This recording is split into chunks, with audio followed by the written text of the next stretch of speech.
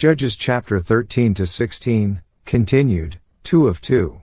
Samson burns the Philistines' crops. But it came to pass within a while after, in the time of wheat harvest, that Samson visited his wife with a kid, and he said, I will go in to my wife into the chamber. But her father would not suffer him to go in.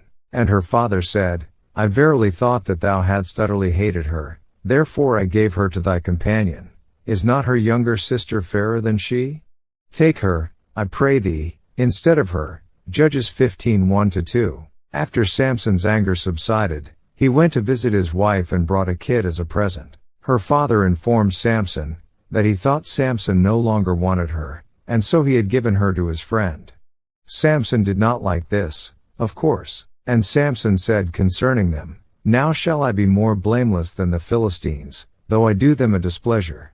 And Samson went and caught 300 foxes, and took firebrands, and turned tail to tail, and put a firebrand in the midst between two tails. And when he had set the brands on fire, he let them go into the standing corn of the Philistines, and burnt up both the shocks, and also the standing corn, with the vineyards and olives. Judges 15 3-5. Samson apparently felt justified in vengeance on the Philistines. He caught 300 foxes, tied their tails together, and then tied a torch on the tails, set them on fire, and let the animals loose in the fields. Of course these foxes would really take out on a run, and they would scatter the firebrands everywhere. Actually, friend, this entire episode is like a prank a juvenile would play.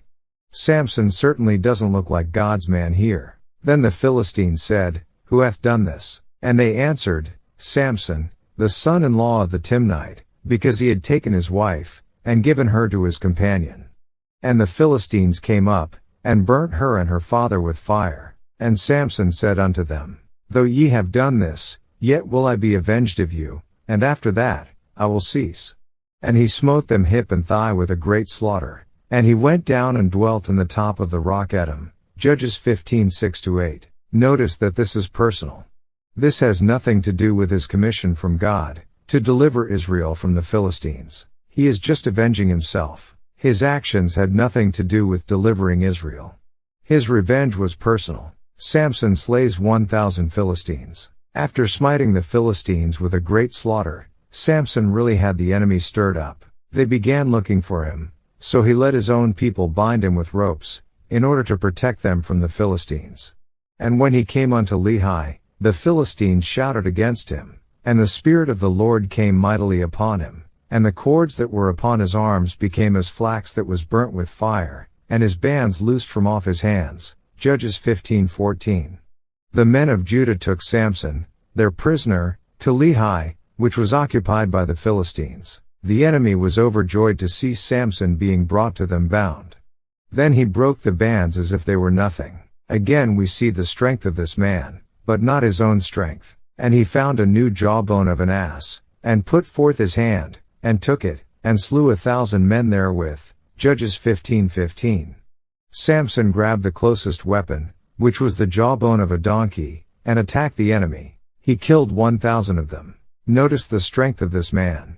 He could never have done such a thing in his own power, of course. It was the Spirit of the Lord upon him that enabled him to do it. He is beginning to deliver Israel.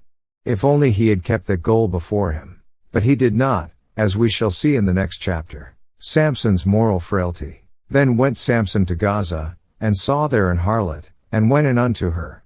And it was told the Gazites, saying, Samson is come hither. And they compassed him in, and laid wait for him all night in the gate of the city, and were quiet all the night, saying, In the morning, when it is day, we shall kill him. Judges 16:1-2. What a playboy Samson was. The men of the city locked up the city, and they said, We'll get him in the morning. And Samson lay till midnight, and arose at midnight, and took the doors of the gate of the city, and the 2 posts, and went away with them, bar and all, and put them upon his shoulders, and carried them up to the top of an hill that is before Hebron. Judges 16:3. Samson got up at midnight and found the gates of the city locked. So what did he do? He took the gate, posts, bar, and all, put them on his shoulders, and carried them away to the top of a hill that is before Hebron.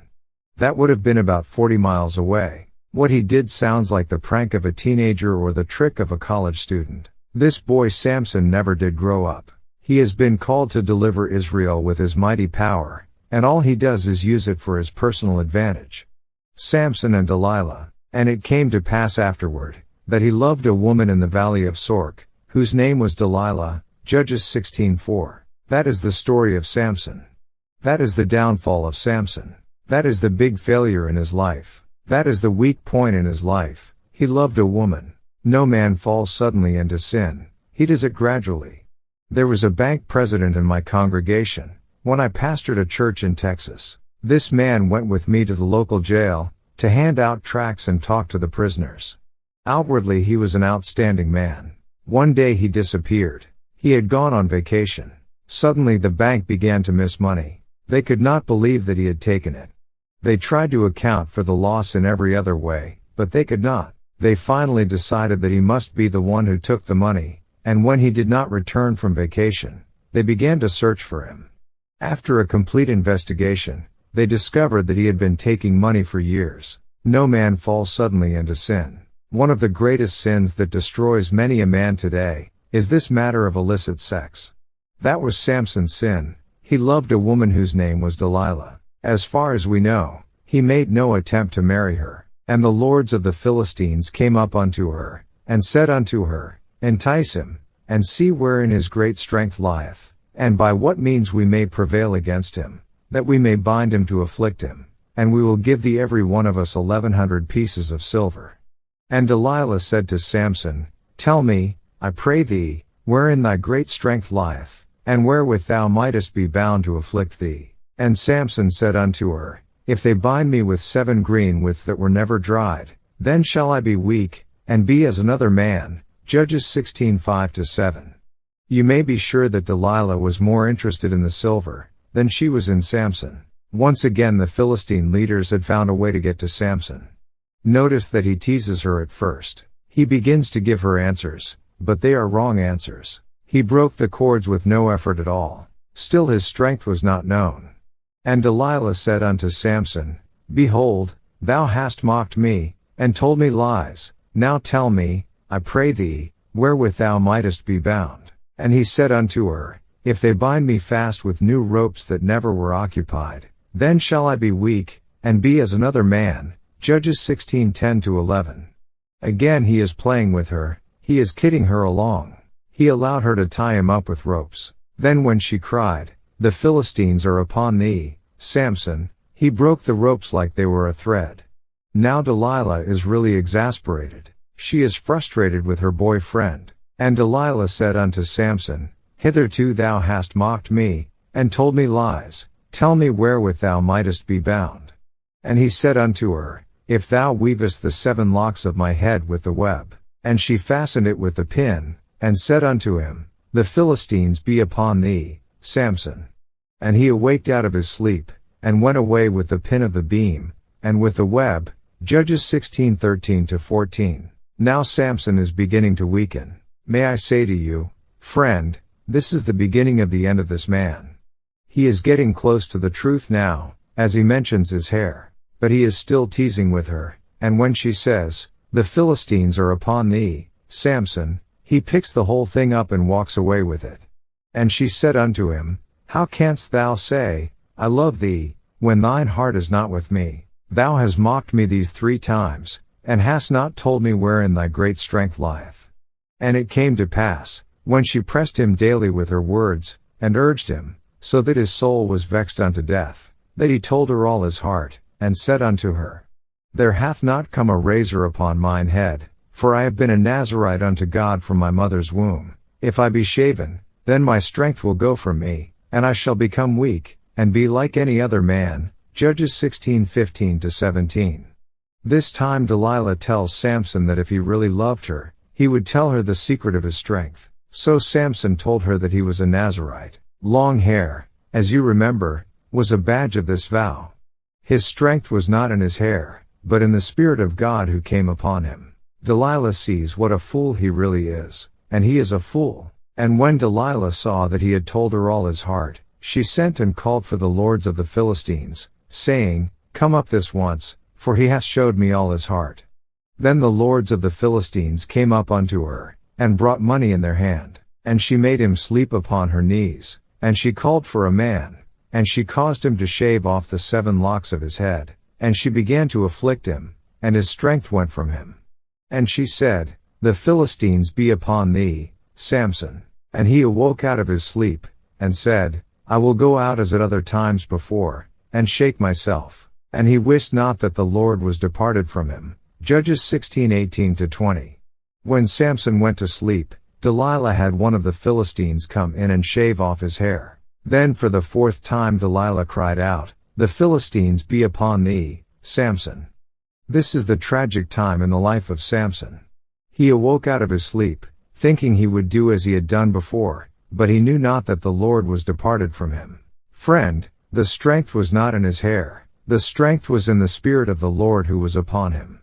Friend, our spiritual strength today is not in ceremonies or in rituals. The strength of the believer is always in the Spirit of God, always. Samson, called to be a judge for his people, called to deliver his people from the oppression of the Philistines, is a carnal man. Now Ichabod, meaning the glory is departed, is written over his life. He never raised an army. He never won a battle. He never rallied the men of Israel to him. Sex was the ruin of this man who was chosen by God.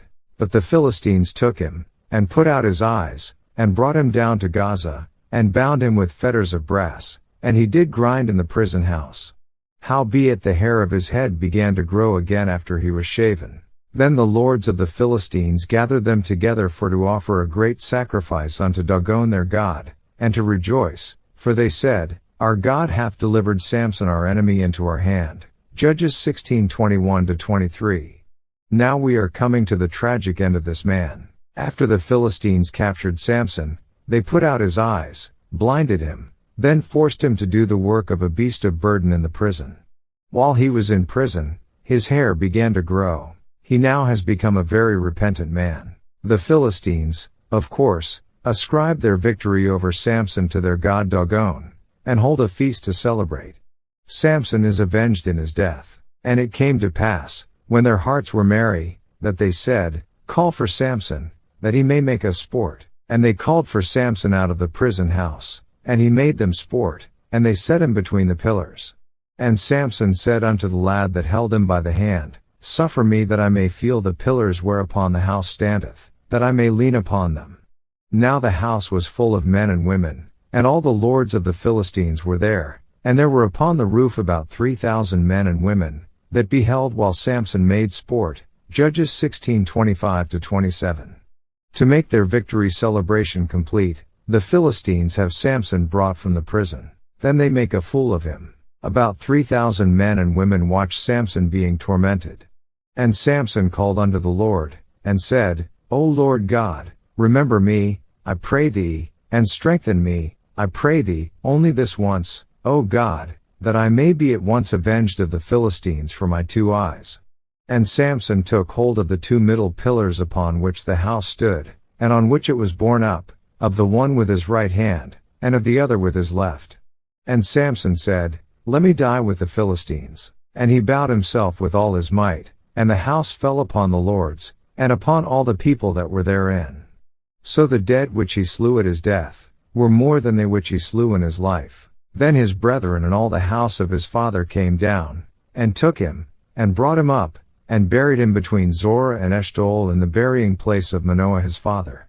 And he judged Israel 20 years. Judges 16:28-31. Samson was a failure. He began to deliver Israel, but he failed. He preferred to play with sin until the Spirit of God departed from him. 3 significant verses tell his story. Secret of Samson's success. 4. Lo, thou shalt conceive, and bear a son, and no razor shall come on his head, for the child shall be a Nazarite unto God from the womb, and he shall begin to deliver Israel out of the hand of the Philistines. Judges 13:5. Secret of Samson's strength. And the Spirit of the Lord began to move him at times in the camp of Dan, between Zorah and Eshtaol. Judges 13:25. Secret of Samson's failure. And she said, The Philistines be upon thee, Samson. And he awoke out of his sleep, and said, I will go out as at other times before, and shake myself. And he wist not that the Lord was departed from him. Judges 16:20. Note the parallel between the life of Samson and that of Jesus Christ. Comparison. 1. Both births were foretold by an angel. 2. Both were separated to God from the womb. 3. Both were Nazarites. 4. Both moved in the power of the Holy Spirit. 5. Both were rejected by their people. 6. Both destroyed, or will destroy, their enemies. Contrast. 1. Samson lived a life of sin. Jesus' life was sinless. 2. Samson at the time of death prayed, "O God, that I may be at once avenged of the Philistines for my 2 eyes." Jesus prayed, "Father, forgive them, for they know not what they do." 3. In death, Samson's arms were outstretched in wrath. 4. In death, Jesus' arms were outstretched in love. 5. Samson died. Jesus Christ is alive.